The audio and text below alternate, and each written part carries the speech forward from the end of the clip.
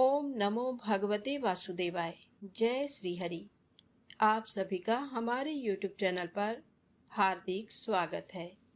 आज द्वादशी के दिन आइए सुने एकादशी व्रत पारण की कथा। एकादशी के तरह ही द्वादशी तिथि का भी उतना ही महत्व होता है। इस दिन शुभ मुहूर्त में भगवान श्री हरि की पूजा अर्चना करने के बाद गौ माता को गौ ग्रास देने के बाद आप व्रत का पारण करें।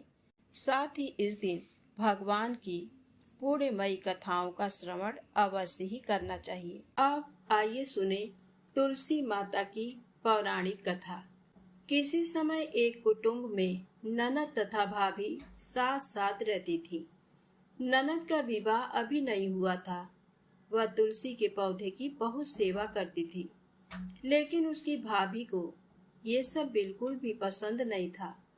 जब कभी उसकी भाभी को बहुत क्रोध आता, तब वह उसे ताना देते हुए कहती कि जब तुम्हारा विवाह होगा तो मैं तुलसी ही बारातियों को खाने को दूंगी और तुम्हारे दहेज में भी तुलसी ही दूंगी। कुछ समय बीत जाने पर ननद का विवाह पक्का हुआ। विवाह के दिन भाभी ने अपनी कथनी अनुसार बारातियों के सामने तुलसी का गमला फोड़ दिया और खाने के लिए कहा। तुलसी की कृपा से वह फूटा हुआ गमला अनेकों स्वादिष्ट पकवानों में बदल गया। भाभी ने गहनों के नाम पर तुलसी की मंजरी से बने गहने पहना दिए।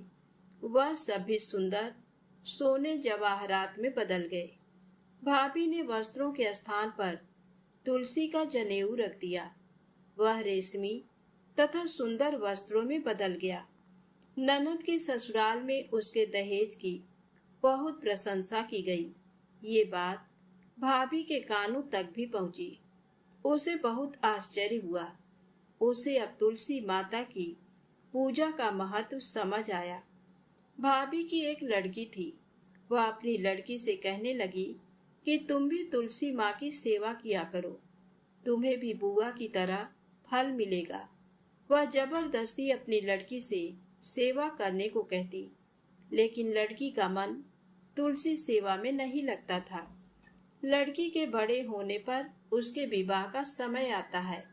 तब भाभी सोचती है कि जैसा व्यवहार मैंने अपनी ननद के साथ किया था, वैसा ही मैं अपनी लड़की के साथ भी करती हूँ, तो ये भी गहनों से लद जाएगी और बारातियों को खाने में पकवान मिलेंगे।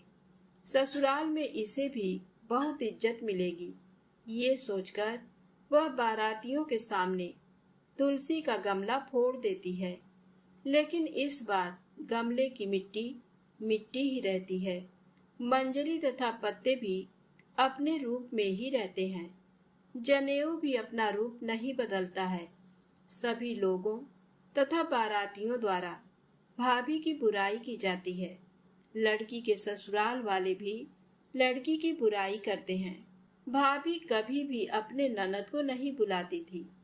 एक दिन भाई ने सोचा, मैं अपनी बहन से मिलकर आता हूँ। उसने अपनी पत्नी से कहा और कुछ उपहार बहन के पास ले जाने की बात कही।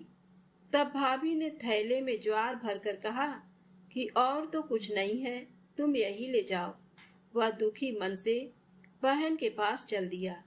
वह सोचता रहा कि कोई भाई अपने बहन के घर ज्वार कैसे ले जा सकता है। ये सोचकर वह एक गौशाला के पास रुका और ज्वार का थैला गाय के सामने पलट दिया। तभी गाय पालने वाले ने कहा कि आप गाय के सामने हीरे मोती सोना क्यों डाल रहे हो। तब भाई ने सारी बात उसे बताई और धन लेकर खुशी से अपनी बहन के घर की ओर चल दिया। दोनों बहन भाई एक दूसरे को देखकर अत्यंत प्रसन्न हुए और भाई ने वो सारे हीरे जवाहरात सोने अपनी बहन को दे दिया। बहन बहुत प्रसन्न होती है तो प्रेम से बोले, तुलसी माता की जय हो। हे तुलसी माता, जैसे आपने उस बहन और भाई पर कृपा करी, वैसे ही कहानी कहने वाले, कहानी सुनने वाले, साथ ही हुंकारा भरने वाले पर भी करना। प्रेम से बोले तुलसी माता की जय हो। अब आप सुनेंगे श्री जगन्नाथ जी की बड़ी ही पावन कथा, भगवत प्रसाद निष्ठ एक राजा की कथा। इस कथा को पूरा अवश्य सुनिएगा। यदि आपको कथा अच्छी लगे तो कमेंट्स में जगन्नाथ जी की जय अवश्य ही लिखिएगा। तो प्रेम से बोलें जगन्नाथ जी महाराज की जय हो। श्री जगन्नाथ पुरी के राजा की भगवत प्रसाद में बड़ी ही निष्ठा थी, परंतु एक दिन राजा चौपड़ खेल रहा था। इसी बीच श्री जगन्नाथ जी के पंडा जी प्रसाद लेकर आए। राजा के दाहिने हाथ में पासा था, अतः उसने बाएं हाथ से प्रसाद को छूकर उसे स्वीकार किया। इस प्रकार प्रसाद का अपमान जानकर पंडा जी रुष्ट हो गए। प्रसाद को राजमहल में न पहुंचाकर उसे वापस ले गए। चौपड़ खेलकर राजा उठे और अपने महल में गए। वहां उन्होंने नई बात सुनी कि मेरे अपराध के कारण अब मेरे पास प्रसाद कभी नहीं आएगा। राजा ने अपना अपराध स्वीकार कर अन्न जल त्याग दिया। उससे मन में विचारा कि जिस दाहिने हाथ ने प्रसाद का अपमान किया है उसे मैं अभी काट डालूंगा। ये मेरी सच्ची प्रतिज्ञा है। ब्राह्मणों की सम्मति लेना उचित समझकर राजा ने उन्हें बुलाकर पूछा कि यदि कोई भगवान के प्रसाद का अपमान करे तो चाहे वह कोई अपना प्रिय अंग ही क्यों ना हो, उसका त्याग करना उचित है या नहीं। ब्राह्मणों ने उत्तर दिया कि राजन, अपराधी का तो सर्वथा त्याग ही उचित है। राजा ने अपने मन में हाथ कटाना निश्चित कर लिया, परंतु मेरे हाथ को अब कौन काटे, ये सोचकर मौन और अत्यंत खिन्न हो गया। राजा को उदास देखकर मंत्री ने उदासी का कारण पूछा। राजा ने कहा, नित्य रात के समय एक प्रेत आता है और वह मुझे दिखाई भी देता है। कमरे की खिड़की में हाथ डालकर वह बड़ा शोर करता है। उसी के भय से मैं दुखी हूँ। तब राजा के मंत्री ने कहा, आज मैं आपके पलंग के पास ही सोऊंगा और आप अपने को दूसरी जगह छिपा कर रखिए। जब वह प्रेत झरोखे में हाथ डालकर शोर मचाएगा तभी मैं उसका हाथ काट दूंगा। ये सुनकर राजा ने कहा, बहुत अच्छा, ऐसा ही करो। रात होने पर मंत्री जी के पहरा देते समय राजा अपने पलंग से धीरे से उठकर झरोखे में हाथ डालकर शोर मचाया। मंत्री ने उसे प्रेत का हाथ जानकर तलवार से काट डाला।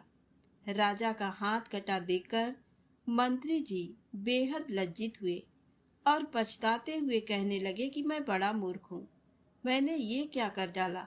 राजा ने कहा, तुम निर्दोष हो, मैं ही प्रेत था, क्योंकि मैंने प्रभु से बिगाड़ किया था।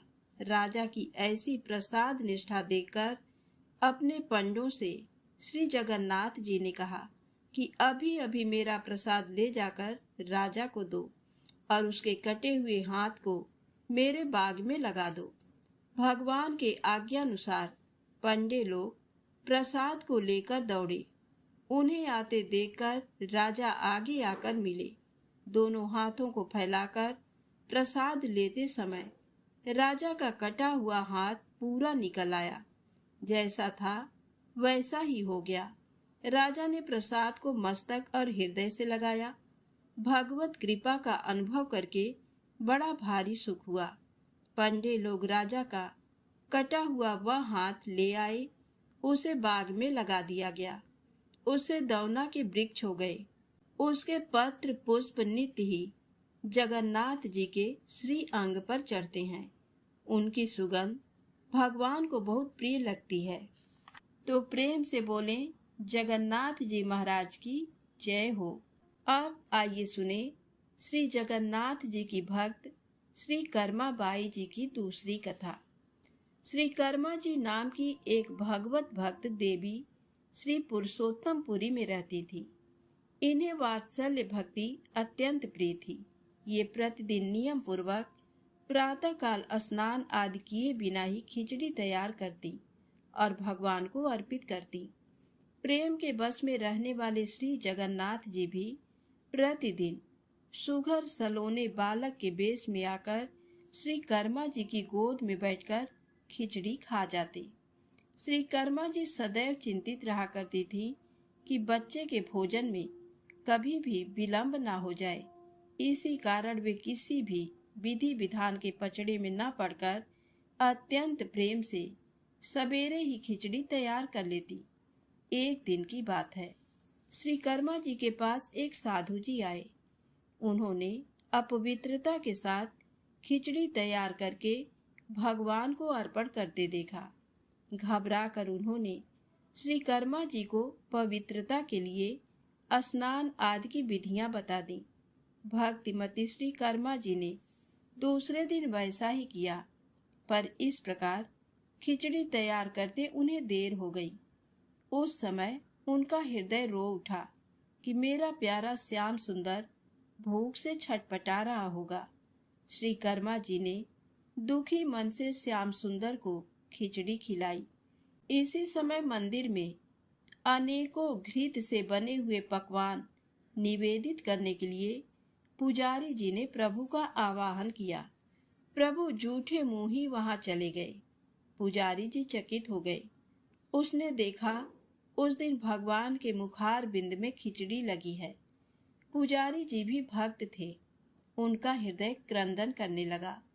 उन्होंने अत्यंत कातर होकर प्रभु से असली बात जानने की प्रार्थना की।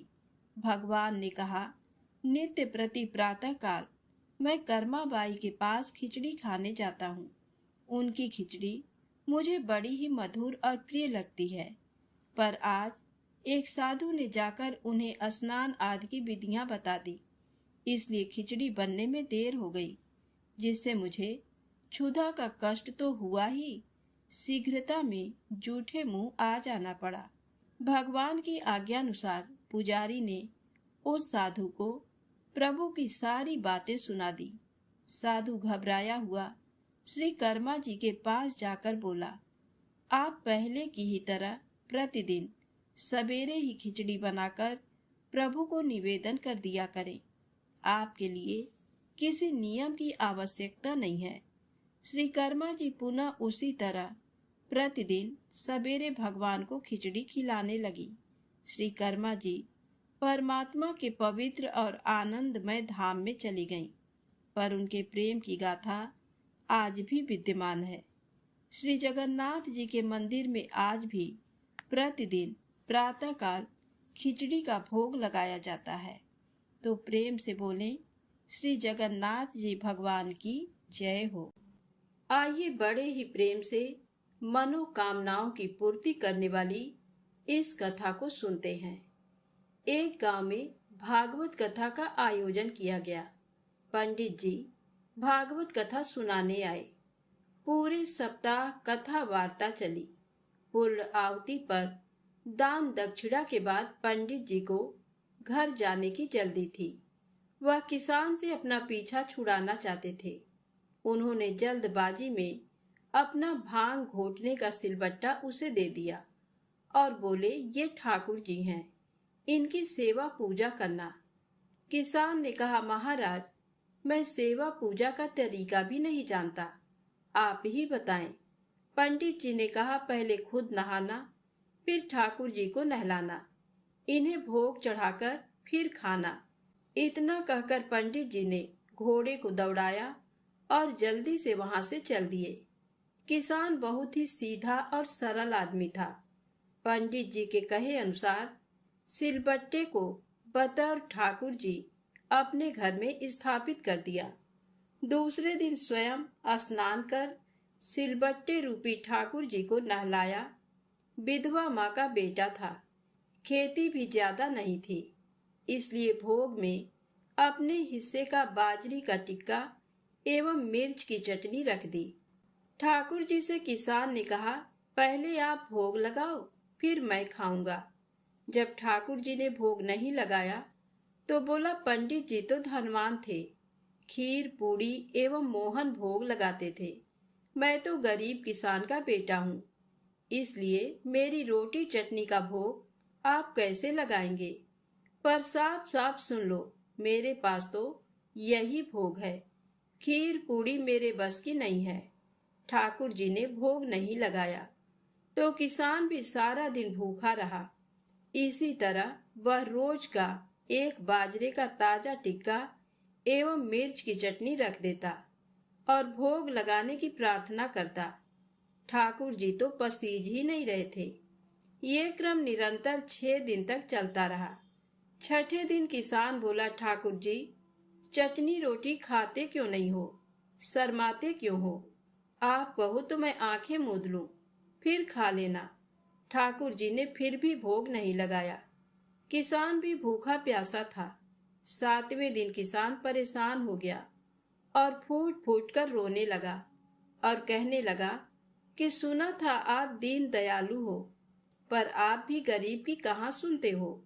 मेरा रखा ये टिक्का एवं चटनी आकर नहीं खाते हो तो मत खाओ, अब मुझे भी नहीं जीना है। इतना कह उसने सिलबट्टा उठाया और सिर फोड़ने को तैयार हुआ। अचानक सिलबट्टे से एक प्रकाश पुंज प्रकट हुआ एवं किसान का हाथ पकड़कर कहा, देख किसान, मैं तेरी चटनी टिक्का खा रहा हूँ। ठाकुर जी बाजरे का टिक्का एवं मिर्च की चटनी मजे से खा रहे थे। अब आधा टिक्का खा लिया तो किसान बोला, क्या ठाकुर जी मेरा पूरा टिक्का खा जाओगे? मैं भी 6 दिन से भूखा हूँ। आधा टिक्का तो मेरे लिए भी रखो। ठाकुर जी ने कहा, तुम्हारी चटनी रोटी बड़ी मीठी लग रही है, तुम दूसरी खा लेना। किसान ने कहा, प्रभु, माँ मुझे एक ही रोटी देती है, यदि मैं दूसरी लूंगा तो माँ भूखी रह जाएगी। प्रभु ने कहा, फिर ज्यादा क्यों नहीं बनाते? किसान ने कहा, खेत छोटा सा है और मैं अकेला। तब ठाकुर जी ने कहा, और खेत जोत लो। किसान बोला, प्रभु, मेरे पास बैल थोड़े ही हैं, मैं तो खुद ही जोता हूँ। ठाकुर जी ने कहा, तो तुम नौकर रख लो। तब किसान ने कहा, प्रभु, आप तो मेरी मजाक उड़ा रहे हैं। नौकर रखने की हैसियत होती तो 2 वक्त की रोटी हम माँ बेटे ना खा लें। इस पर ठाकुर जी ने कहा, चिंता मत कर, मैं तेरी सहायता करूंगा। कहते हैं तब से ठाकुर जी ने किसान का साथी बनकर उसकी सहायता करनी शुरू की। किसान के साथ खेत में काम काज कर उसे अच्छी जमीन एवं बैलों की जोड़ी दिलवा दी। कुछ अरसे बाद घर में गाय भी आ गई। मकान भी पक्का बन गया। सवारी के लिए घोड़ा आ गया। किसान एक अच्छा खासा जमींदार बन गया। कई साल बाद पंडित जी पुनः किसान के गांव भागवत कथा करने आए। किसान भी उनके दर्शन को गया। प्रणाम कर बोला, पंडित जी, आप जो ठाकुर जी देकर गए थे वे 6 दिन तो भूखे प्यासे रहे एवं मुझे भी भूखा प्यासा रखा। 7वें दिन उन्होंने भूख के मारे परेशान होकर मुझ गरीब की रोटी खा ही ली। इतनी कृपा है कि खेत में मेरे साथ कंधे से कंधा मिलाकर हर काम में मदद करते हैं। अब तो घर में गाय भी है। 7 दिन का घी दूध का सीधा मैं ही भेजूंगा। पंडित जी ने सोचा, मूर्ख आदमी है, मैं तो भांग घोटने का सिलबट्टा देकर गया था। गांव में पूछने पर लोगों ने बताया कि चमत्कार तो हुआ है। किसान वह गरीब नहीं रहा, जमींदार बन गया है। दूसरे दिन पंडित जी ने किसान से कहा, कल कथा सुनने आओ तो अपने साथ अपने उस साथी को लेकर आना जो तुम्हारे साथ खेत में काम करता है। घर आकर किसान ने प्रभु से निवेदन किया कि कथा में चलो, तो प्रभु ने कहा, मैं नहीं चलता, तुम जाओ। किसान बोला, तब क्या उन पंडित जी को आपसे मिलाने घर ले आऊं? प्रभु ने कहा, बिल्कुल नहीं, मैं झूठी कथा कहने वालों से नहीं मिलता। जो मुझसे सच्चा प्रेम करता है और जो अपना काम मेरी पूजा समझ करता है, मैं उसी के साथ रहता हूँ। मैं तो भक्त के बस में रहता हूँ। तो बोलिए श्री राधा कृष्ण भगवान की जय। बोलिए श्री लक्ष्मी नारायण भगवान की जय। भगवान श्री लक्ष्मी नारायण जी के चरणों का ध्यान करते हुए तुलसी माता की इस पावन कथा को सुनते हैं। सांवरली मुनि की पुत्री तुलसी अपूर्व सुंदरी थी। उनकी इच्छा थी कि उनका विवाह भगवान नारायण के साथ हो। इसके लिए उन्होंने नारायण पर्वत की घाटी में स्थित बद्री वन में घोर तपस्या की। दीर्घ काल तक तपस्या के उपरांत ब्रह्मा जी ने प्रसन्न होकर दर्शन दिया और वर मांगने को कहा। तुलसी जी ने कहा, सृष्टिकर्ता ब्रह्मदेव, आप अंतर्यामी हैं, सबके मन की बात जानते हैं। फिर भी मैं अपनी इच्छा आपसे बताती हूँ। मैं चाहती हूँ कि भगवान श्री नारायण मुझे पति रूप में मिले। ब्रह्मा जी ने कहा, तुम्हारा अभीष्ट तुम्हें अवश्य मिलेगा। अपने पूर्व जन्म में किसी अपराध के कारण तुम्हें श्राप मिला है। इसी प्रकार भगवान श्री नारायण के एक पार्षद को भी दानव कुल में जन्म लेने का श्राप मिला है। दानव कुल में जन्म लेने के बाद भी उसमें नारायण का अंश विद्यमान रहेगा। इसलिए इस जन्म में पूर्व जन्म के पाप के शमन के लिए संपूर्ण नारायण तो नहीं मिलेंगे, लेकिन नारायण के अंश से युक्त दानव कुल में जन्मे उस शापग्रस्त पार्षद से तुम्हारा विवाह होगा। शाप मुक्त होने पर भगवान श्री नारायण सदा सर्वदा के लिए तुम्हारे पति हो जाएंगे। तुलसी ने ब्रह्मा के इस वर को स्वीकार किया, क्योंकि मानव कुल में जन्म के कारण उस मायावी भोग को तो भोगना ही था। तुलसी बद्री वन में ही रहने लगी। नारायण का वह पार्षद दानव कुल में जलंधर के नाम से पैदा हुआ था। कुछ दिनों बाद वह भ्रमण करता हुआ बद्री वन में आया। यहाँ तुलसी को देखते ही वह उस पर मंत्र मुग्ध हो गया। तुलसी के सामने उसने अपने विवाह का प्रस्ताव रखा। इतने में ही वहाँ ब्रह्मा जी आ गए और तुलसी से कहा, तुलसी, जलंधर को देखो, कैसा देवोपम उसका स्वरूप है। दानव कुल में जन्म लेने के बाद भी लगता है जैसे इसके शरीर में नारायण का वास हो। तुम प्रस्ताव को सहर्ष स्वीकार कर लो। तुलसी को भी लगा कि उसकी तपस्या पूर्ण हुई, उसे इच्छित फल मिला है। जलंधर के साथ उसका गंधर्व विवाह हो गया और वह जलंधर के साथ उसके महल में पत्नी बनकर आ गई। जलंधर ने अपनी परम सुंदरी सती साध्वी पत्नी तुलसी के साथ बहुत दिनों तक राज किया। उसने अपने राज्य का इतना विस्तार किया कि देवलोक तक उसके अधिकार में आ गया। स्वर्ग का सुख भोगने वाले देवताओं की दशा भिखारियों जैसी हो गई। जलंधर किसी को कष्ट नहीं देता था, पर अधिकार और राज्य छिन जाने से सारे देवता मिलकर ब्रह्मा, विष्णु और शिव जी की सभा में गए तथा अपनी विपत्ति सुनाई। ब्रह्मा जी ने कहा, तुलसी परम साध्वी है, उसका विवाह जलंधर से मैंने ही कराया था। जलंधर को तब तक नहीं हराया या मारा जा सकता जब तक तुलसी को ना छला जाए। विष्णु जी ने कहा, जलंधर पूर्व जन्म में मेरा पार्षद था। श्राप के कारण उसे दैत्य कुल में जन्म लेना पड़ा। इस जन्म में भी मेरा अंश उसमें व्याप्त है। साथ ही तुलसी के पतिव्रत धर्म से वह अजेय है। फिर देवताओं की सहमति से भगवान शिव ने जलंधर के पास संदेश भेजा कि या तो वह देवताओं को राज्य लौटा दे या फिर उनसे युद्ध करे। जलंधर शंकर जी के पास पहुंचा। उसने कहा, देवाधिदेव, आपके लिए देवताओं का पक्ष लेना उचित नहीं है। राज्य बढ़ाना हर राजा का कर्तव्य है। मैं किसी को दुखी नहीं कर रहा हूँ। देवताओं से कहिए कि वे मेरी प्रजा बनकर रहें। मैंने आपका कोई भी अपमान नहीं किया है। हमारा आपका युद्ध शोभा नहीं देता है।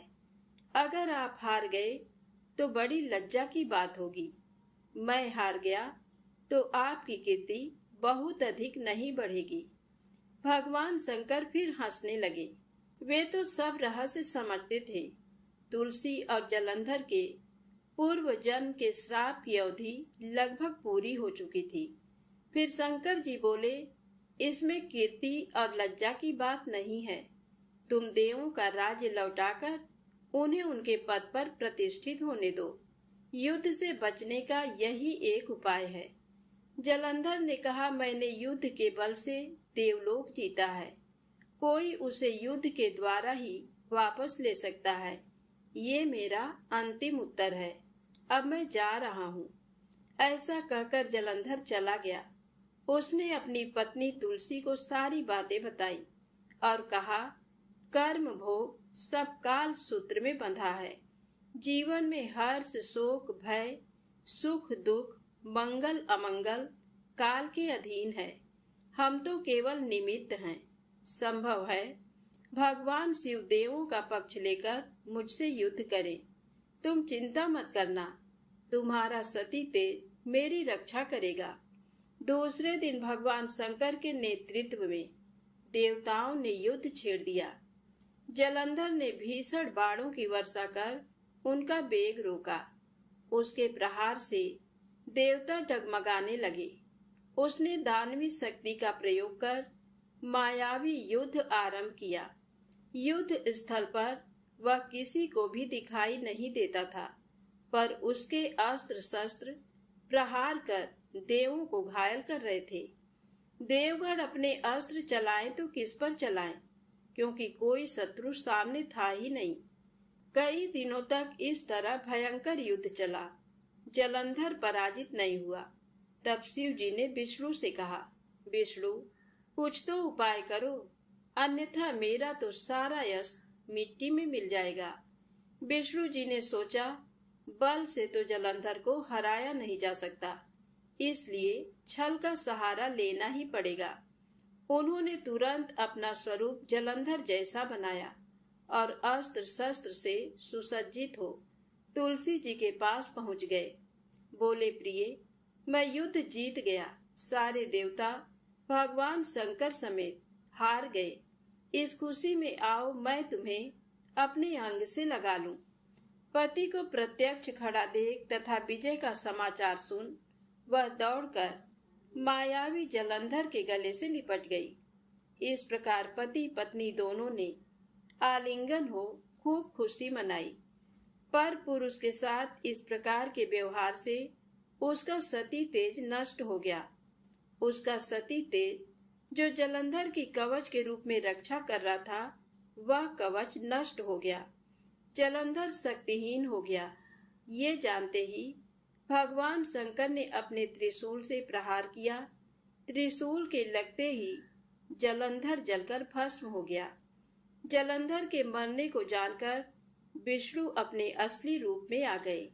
सामने अपने पति जलंधर के स्थान पर भगवान विष्णु को खड़ा देख तुलसी बहुत विस्मित हुई। उसको पता लग गया कि स्वयं नारायण ने उसके साथ छल किया है।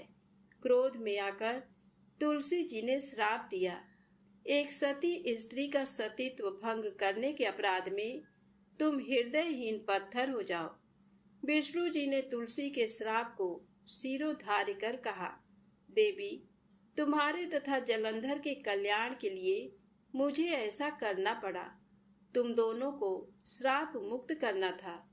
तुम भी अब अपना शरीर त्याग कर तुलसी बिरवा के रूप में जन्म लोगी और मेरी पूजा तुलसी दल से होगी। मैं शालिग्राम पत्थर बनूंगा। मेरे शीश पर तुम आदर से विराजमान होगी। तुम्हारे पति की हड्डियों के चूर्ण से शंख की उत्पत्ति होगी। उस शंख ध्वनि से देवताओं तथा मेरी पूजा आराधना होगी। जहाँ शंख ध्वनि होगी वहाँ मंगलमय मैं विराजमान रहूंगा। तुमने पूर्व जन्म में बद्री वन में मुझे पाने के लिए बड़ी तपस्या की थी। अब अगले जन्म में मैं नारायण प्रस्तर के रूप में बद्रीनाथ वन में स्थापित होऊंगा और मेरी पूजा अर्चना फल फूल से ना होकर तुम्हारी तुलसी दल से होगी। मेरे शीश पर विराजमान होकर तुम मुझसे भी ऊंचा पद प्राप्त करोगी। तो बोलिए श्री लक्ष्मी नारायण भगवान की जय। बोलिए श्री तुलसी शालिग्राम जी की जय। अब आइए सुने गणेश जी के खीर वाली कहानी। एक बार गणेश जी एक छोटे बालक के रूप में चिमटी में चावल और चमचे में दूध लेकर निकले। वो हर किसी से कह रहे थे कि कोई मेरी खीर बना दो, कोई मेरी खीर बना दो। एक बुढ़िया माई बैठी हुई थी। उसने कहा, ला मैं बना दूं। वह छोटा सा बर्तन चूल्हे पर चढ़ाने लगी। तब गणेश जी ने कहा कि दादी माँ, छोटी सी भगोनी मत चढ़ाओ, तुम्हारे घर में जो सबसे बड़ा बर्तन हो वही चढ़ा दो। बुढ़िया माई ने वही चढ़ा दिया। वह देखती रह गई कि वह जो थोड़े से चावल उस बड़े बर्तन में डाली थी वह तो पूरा भर गया है। गणेश जी ने कहा, दादी माँ, मैं नहा कर आता हूँ, खीर तैयार हो गई। तो बुढ़िया माई के पोते पोती खीर खाने के लिए रोने लगे।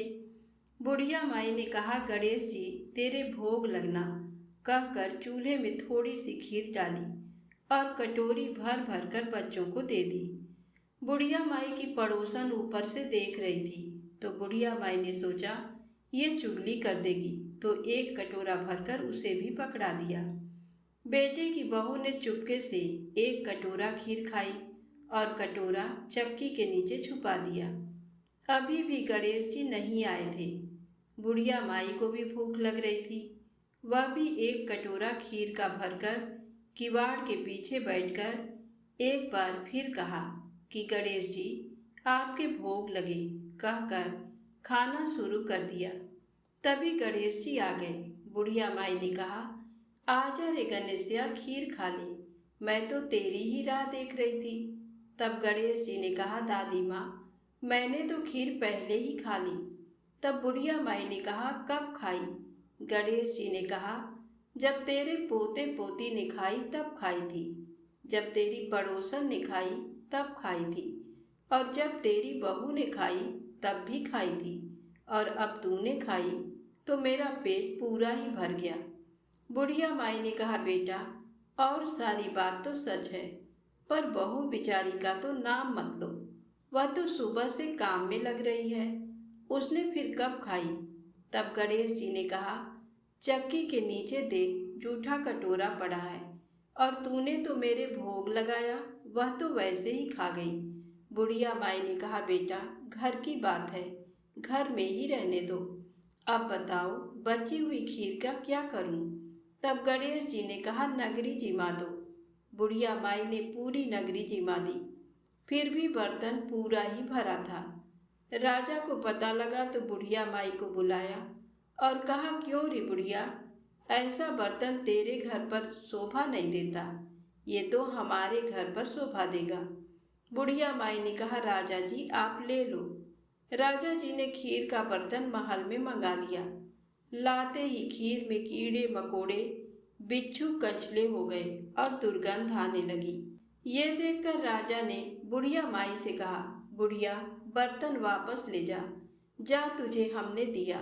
बुढ़िया माई ने कहा, राजा जी आप देते तो पहले कभी का दे देते, ये बर्तन तो मुझे गणेश जी ने दिया है। बुढ़िया माई ने बर्तन वापस लिया।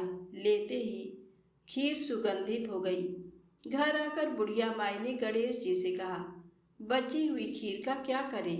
तब गणेश जी ने कहा, झोपड़ी के कोने में गड्ढा खोदकर गाड़ दो, उसी जगह सुबह उठकर वापस खोदेगी तो धन के 2 चरे मिलेंगे। ऐसा कहकर गणेश जी अंतर ध्यान हो गए। जाते समय झोपड़ी के लात मारते हुए गए तो झोपड़ी के स्थान पर महल हो गया। सुबह बहू ने फावड़ा लेकर पूरे घर को खोद दिया तो कुछ भी नहीं मिला। बहू ने कहा, सासू जी थारो गणेश जी तो झूठे हैं। सास ने कहा, बहू मारो गणेश झूठो तो नहीं है, ला मैं देखूं।